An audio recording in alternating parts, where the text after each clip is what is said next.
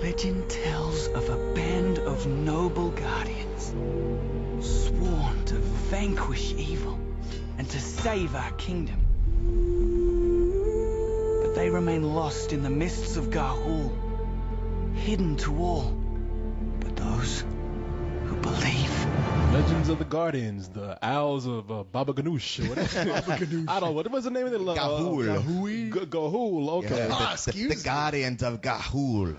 Yeah, man. Ga'Hoole, this they is say. Based on a Polish children's book or something? What is this? I don't know. What is that? I think they just ran out of names for these mythical lands, Ga'Hoole. Wait, you're not really writing that down, are you? Yeah, you can't have them the Owls from Detroit. It just doesn't have the same ring to it. Well, if I was to title this movie, it'd be Badass Owls, because I never would have thought that making a movie about some talking owls would look cool, and especially one directed by Zack Snyder. See, I didn't even know it was really directed by Zack Snyder. It's like, well, finally he found a place to use that slow-mo trick effectively without running it into the ground. Well, you almost have to use that stuff. I mean, he's the perfect director for this, considering how much he loves doing that, because you can't show a film with this amount of owl combat without slowing it down, because you won't have a clue what's going on. Well, that's true. It should just be a mass of brown feathers. Yeah, because just tufts just still floating to the ground afterwards in blood. Know what owls, most people don't realize, they're actually pretty badass. You do not want to get an owl pissed off at you, first off. They got these huge ass talons. Like, you don't need to come any closer to a bird than an owl to know that they are definitely related to dinosaurs. And owls with giant metal armored talons attached to their already formidable. I know. It is a kind of thing like the owls and the bats have armor on. Sharp blades. And you're like, shit, you really need that too? You do not want to be in this age. No. And they will whoop your ass if you pollute. That's true. I forgot about that. You don't give a hoot. You will now, motherfucker. Pie. I will rip your face open. Yeah. No, they do that thing where they can spin their head all the way around. It's like if you come up to an owl and be like, excuse me, and they turn, yes. And it's like, no, that's all right. I don't want to say nothing to you, man. No, owls freak me out. But and it's like in those nature specials, they always show owls in slow motion to show you how badass they are. Yeah. And they had to do that in this movie too. Yeah, Zack Snyder was very well suited for this. And it's a family film that has a lot of violence in it. I mean, they don't shy on the violence for this because they want to show you just how ruthless the bad guys are in this movie and just how ruthless the good guys have to be to battle the bad guys. It is that kind of thing where normally you might have these creatures that are supposed to be fierce, but even like when they're predators, and when they go after their prey, they might show that like, well, the mouse really survived because, we got to keep it a little warm and fuzzy for the kids. Not here. No. Here they're like, you need to know that this is the law of the jungle, at least the forest. Well, shit, they don't just let you know. They show them coughing up wadded bits of bones and fur afterwards. Oh, yeah. And they talk about hell, it's a plot point. Yeah. Yeah. No, the beginning of the movie shows them swooping up a mouse. You thinking like, oh, man, those are bad guys. No, those are good guys. And they even show it like in slow motion where you see that mouse is like, help me. And it's like, no, ain't no help for you. It's one of the things I like about this film, that despite the fact that, from a standpoint of like fantasy literature, I mean, it's pretty standard. This is Joseph Campbell's The Hero's Journey. I mean, we've seen this 1,000 times before, at least read it 1,000 times before. Yeah, it's Star Wars. It's Lord of the Rings. Well, I knew it's standard of kids' animated films. It feels fresh because usually everything is so watered down to just trying to market shit that all the stuff that came originally from a better source is just gone. Well, I knew somebody's going to bring up Joseph Campbell and relate to Star Wars and everything, but I mean this is classic fantasy. I mean this goes well beyond Star Wars, even Tolkien, and I've seen this all before. I'm not a big fan of that kind of fantasy, but I guess because you throw an owl in there, it kind of takes on a new life for me. Well, it's visuals alone are so gorgeous. You're like, I mean, who cares how silly the story is and how most of the characters don't really have, the evil guys don't really have a lot of motivation. It's not like they're filling up their bank account or something, by being evil. You're like, okay, so you are really into magnetic rock. That's about it. I don't know. I mean, I thought they did a good job of outlining what the villain's motivation is, not being just, well, it's because we're evil. I saw a little bit more to it than that, which a lot of lazy movies drop. I mean, this is the kind of movie where most of the time you see these things, they are a ripoff of Star Wars or Lord of the Rings. It's like they're a third generation of something. And this felt more like it came from the same source as those other movies. I like how in the beginning you start with your two, we're going to be your two main characters. And the two owls, I don't remember the name, the two brothers. It's Soren. Who's voiced by Jim Sturgis. Jim Sturgis is remembered probably most recently for the movie 21. Okay. Where he played an American. This movie's full of Brits and Australians, by the way. Right. And the two of them, they go out when they shouldn't, fall out of a tree. And, it's like, geez, how are we going to get back? And they get attacked by this rodent. And it's like it's all over with. Suddenly, these bigger owls come and swoop them up. You're like, oh, good, they're saved. Except they're not saved. No, and that's where they're kidnapped. Yeah, and that's where the real story takes off. I mean, the movie is.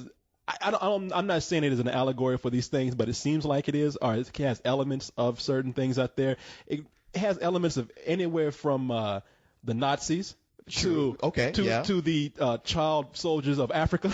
Yeah, that too. To Oliver Twist. Yeah, Oliver Twist as well. Because in this movie, what happens is, you're right, these two owls go out when they shouldn't, and they leave their family, and they can't fly that well, so they end up crashing to the ground. I'm like, oh shit, we on the ground, we shouldn't be for an owl. But in the sky, we are badass, but on the ground, we ain't shit. Right. and they're about to get attacked by what looks like some. What that was? A rabid hedgehog? I'm not sure. Yeah, something. The rabbit with teeth from the Monty Python and the Holy Grail. I don't know. It's some crazy looking animal, but they get what looks like is rescued by these two other owls. But these owls, like, they're like, thank you, thank you. Can you take us? Wait, my house is back there. Like, shut up. Yeah, shut the fuck up. Yeah, no, we're Slaver Express. We're taking you to St. Aggie's. The owls of St. Aggie's, what they do is they kidnap smaller owls when they're children and bring them to what is essentially an orphanage, where either one or two things. You are either going to be a soldier, and that's the good part, or they're going to pretty much get you staring at the moon, get you nice and drugged up and zombified, and then you're going to be a worker where you're just going to mine this element for these owls. I am Naira, Abla General of St. Aegelius. I know right now you miss your families, but soon enough you will understand the pure ones are your new family. The pure ones are not our family. Let us go. What's this? You leave her be.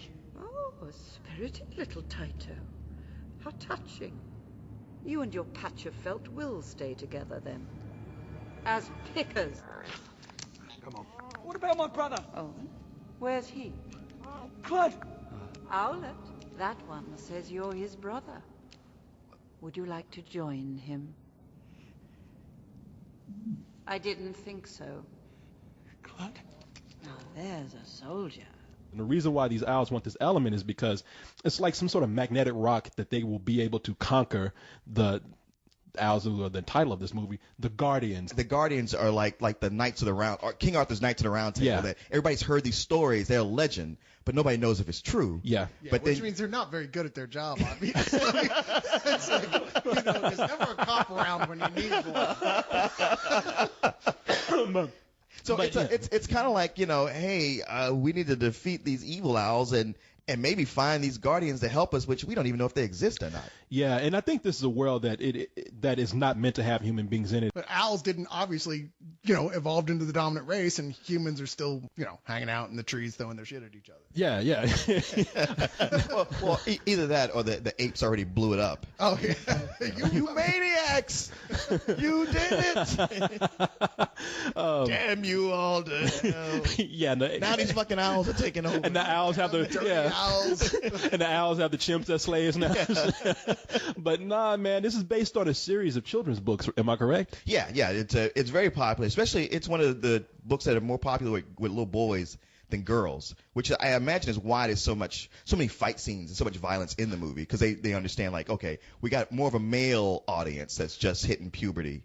Yeah, no, it shows because, it is a family film. Like I say, and I stress family because there is a level of violence in there. And one of the biggest compliments of this movie is that these owls are, they look real. This is the company that did the animation for Happy Feet. Right. And, man, they've come a long way since some penguins. Well, one thing you got to say, they know birds. Yes, they do. I thought Happy Feet was gorgeous, but really this, the level of detail, it's the kind of thing where it took me by surprise, because it's almost like since every year with Pixar, as they get better and better, more of the other animation companies just go like, look, we can't touch that. Don't even let's not even try. Let's not even put the effort in. But here was somebody putting in the effort. I was like, wow, normally nobody does this anymore. The last thing anybody but Pixar did that was impressive in that style was DreamWorks when they did Kung Fu Panda, and that was because of the layer of detail with the hair. You've got all these pictures with all this hair that are with wind blowing and action, and they were so precise with every little hair moving in different directions the way it would naturally. That alone was so impressive. They managed to achieve something like that, but even much more complex here with the feathers, which every single one had to be independently aware of the computer system and moving on their own in response to breezes, and it's like it's hypnotizing to watch. Well, there's so many owls. Staring at the moon. You're staring at the moon. Yeah, being all hypnoptized by owls. Is that a real thing? Is there, or at least a real myth thing, or did they just make that up entirely? Do I look like an ornithologist to you? Wow. You got Wikipedia in front of you? You can tell this dude does nothing all day but look at the computer for information that is useless. And I guess it ain't that useless because you found a word. You found it useful. I've known that word since I was 8 years old. This is just the first time I got to use it. I'm about to say, in all these years, this is the first time. And this is what, back in 1938 or something? This is like a perfect place for a flashback back to class when they're like, what's your new word of the day? And, so 70 years. Leon's like, ornithologist. And he's just like, now come on. No one's actually going to use that. Flashback to now after the recording, and he calls up his teacher, fuck you. Except his teacher's dead now, like 70 years later. He just found the time to use that word. Nah, man. He goes to the nursing home where she has Alzheimer's and spits on her. Yeah, bitch. Listen to this podcast, you hoe. Nah, but we were talking about a owl movie, right? Yeah, we were. Yeah, we were. Yeah, excuse us. We had more fun talking about you, but clearly. Segue Leon's past. But there are so many textures of owls. Like, I didn't know that there were so many owls that had so many kind of different feathers. Like, I mean, you had some that had the traditional feather, we usually see the birds around us. Then we had some that Muppet fur. Yeah. You had the owl with the afro pick with the fist on it. That was conspiracy owl. Yo, baby, let's go kick some white owl ass. No, there's in all the feathers and the textures look incredible in this. Absolutely. Just don't forget about the backgrounds, which are so well detailed. They are. And so gorgeous that, it took me a little bit to be sure that they weren't just integrating actual backgrounds, but they're not. They're all design. That's what I was saying here, man. I mean, that is the backgrounds in the world itself is probably the hugest fantasy element of this film. The movie looks like the side of a Stoner's van.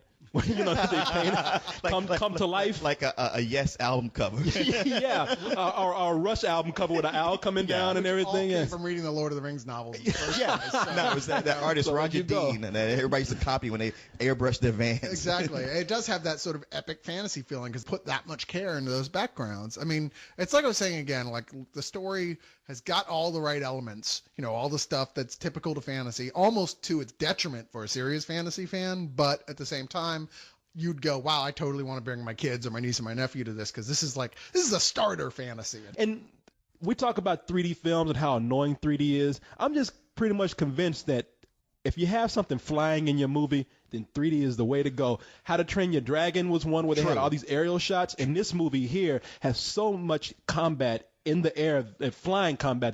These owls going against each other and fighting, and the 3D because of that is amazing. It's some amazing aerial it's some amazing aerial choreography. Why can't I get that out? You got ornithology out just fine. I know. Exactly. I blew my wad with that one. No, some amazing aerial choreography, just like How to Train Your Dragon. And the bats, when they bring in bats, it's one thing to have bats, but then to fit them with metal blades on their wings, it's like, shit, I never thought about that. Awesome bats. Yeah. And then the thing with Zack Snyder, it's like as much as I get sick of him pulling that slow-mo trick, here he was restrained, and it really did help it out. It's like almost when you got to a scene, in a fight scene, where it would be easy for it to just be a mass of feathers and where your eye couldn't follow it. He'd slow it down, and you just it would almost take your breath away, just like, wow. I really had nothing bad to say about this movie except for you get to one scene with a musical montage. And I'm like, it's a training scene too. Yeah, it's a training scene. I was like, all right, I guess, it's almost one of those standard things where you don't want to really make the audience sit through it. But, you know, it's a musical montage, and on top of that, they got the band Owl City to do the music. I'm just like, really, guys? It's like, come on. I mean, that's a lot. I'm trying to let this go. Don't push it to the point. Go to that far to actually get a band called Owl City to do it. You're like, okay, you know what? You got to give them credit for that. You know, I mean, they could have gotten yeah. anyone, and no one would have cared if it was some band, other band, but Owl City. Yeah, y'all can't at least get Justin Bieber to do this or something. Owl City. Y'all, I'd rather. It's so forgettable. I didn't even know. I would rather them get Justin Bieber and have him dress up like an owl and sing instead of them get a band called Owl City. But you're right. Another thing I do love about fantasy movies is that if you get the right one and if they get the right composer, they can come up with some of the best music. They come up with these sweeping compositions, and it fits the look of this movie so well, which is why when they come up with a pop song, it just seems Right, like exactly. there was some obligation to throw a pop song in there because it is a family If film. you got to throw something vaguely popping into the middle of a film with a score like the rest of it, then you call Enya or somebody like that. You know? Yeah, You don't- Enya would have been perfect. Yeah, but you don't throw in some really ridiculous pop band. But I guess somewhere somebody said, look, we still have to sell like toy no, owls. yeah. So It's like having a plastic owl and a Happy Meal wasn't enough. I felt like a lot of the characters in here, I mean, they fit that type, and that's fine. A lot of times these kind of characters in fantasy films don't go too developed beyond what they're supposed to be. But they have one character, and Soren's brother, who we can't figure out. We don't know his name. Right. But the good Al Soren, his brother, when they get lost and they get kidnapped by this orphanage, he just decides to turn evil for no reason. Now, I know he said why, and it's because he didn't get paid enough attention, but really, I know what you're saying, and I just got the impression that that's one of those things where if you read the book, it would probably become really clear. I mean, like I said, it didn't bother me because of that, and because the movie starts off with saying, look how different these two are, and this brother's kind of a dick. And that really wasn't what it was. I just said he's just an asshole, man. Some people are Well, yeah, people are just born that way. We know lots of them. All they're waiting for is their opportunity. It's like people who get famous, and they say, "Oh man, once he got famous, he became an asshole." It's Okay, like, you know no, what? He was always an asshole. Now he just has money to back it up. If you put it that way, where he's just telling his brother, wait a minute, this is releasing the asshole in me that I was meant to be, then I can kind of understand. I never hadn't gotten in touch with that inner asshole of mine, but now I am. I'm going to do He was this. in touch with the inner asshole. He just didn't have a bankroll. That's what I'm saying. He didn't have a support group for it. You know, I mean, you have to imagine when Hitler came into power, spouting all this anti-Jew stuff. There was some Germans who went like, "Geez, I'm mad with that guy," and another one sitting next to him, his best friend, going like, "Shit, I think he's on to something." And you know what? You have a point there. I mean, I guess that's the thing here because this is a big allegory for the Nazi party. yeah, I think. allegory. Yeah. Allegory. God damn it. You know what? I have to give you credit that it took you that long to say something. I held back. Because the bad owls are like they're the pure ones, and like these other owls, they're not pure, and they are putting them in a concentration camp pretty much. Yeah, pretty much. Yeah, and because they are pretty much Nazis, of course, that a lot of the owls have to have British accents because British people always have to be the bad guys along But with the everybody Aussies. in this is British. But then that's the thing, no matter what I say about these characters, the voice work in this was great. It was. I couldn't recognize anybody. And don't even ask us to say which owl was which because I don't even know. I can just tell you who's in the movie, and I'm just going to say whoever they were. I'm sure they did a good job because you have Helen Mirren, you have Sam Neill, and of course if there's a bad villain somewhere, you know who you always got to get. Hugo Weaving. Hugo Weaving. Yeah. Wait, which one was he? Oh, I don't know. I'm just going to assume he was the evil owl. I'm not sure, but I'm just going to take a guess. He might not be, but he's such the go-to guy for this point. It's almost just like, oh Jesus, really? But here you didn't even think about it. No, you I didn't think didn't. about who was who when you're Well, watching. I have to. And that's ideal. I actually did say when that evil owl came in, there's an evil owl in here who wears a mask, so he's bad. He's like, I have scars to cover up my, and it's like, wait a minute, he's Hugo Weaving. I mean, that has to be. That's what I You thought. would think that anyway because you saw his name in the credits. You're like, well, he's clearly going to be a bad guy, and then you see the bad guy. You're like, well, that must be who. That's him. That is actually him. Because who else is it going to be? Like if the owl took. Max von Sydow. I know. Well, yeah. Like if that owl took his Plummer. face, if he took the mask off, it's a Hugo Weaving face, not even an owl face. Oh, God damn! Put it back on. But no, it is a really, really, really fun movie and a great film for kids. And I think adults are going to be thrilled by the 3D that they have to see. Don't think because you're going to see owls that it's going to be a bad movie because that's what I thought. I was like, oh, look at these talking owls. No, I'm sorry. I was going to say it's a surprisingly good film. Yeah, a lot of 3D movies are duds. They just kind of rope you in to get more money out of you without delivering, and this delivered. And it's good on so many points. The quibbles I have with it are minor, and it's gorgeous, and the fights are badass, and I came out pumped up, and it was a great surprise.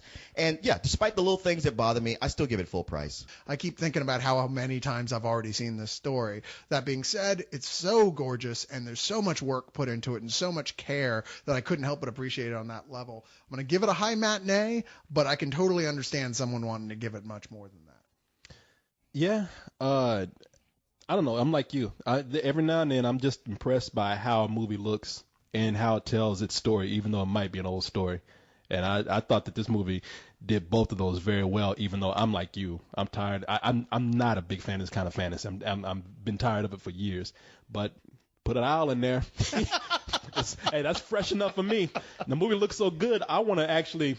If there's any reason why I want to build a time machine, is to take movies like this back in time and fuck with people. Tell them owls have taken over the planet. The talking owls have evolved and killed everybody.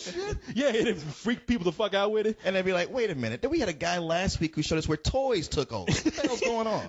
And another guy, they said they brought dinosaurs back in that island. I don't know. Would you really do that, or would you bring Independence Day? I think I'd bring it. I'd bring it all. I'd put the news sequences from Independence Day and play them on the news stations in the 70s or something. This will be funny.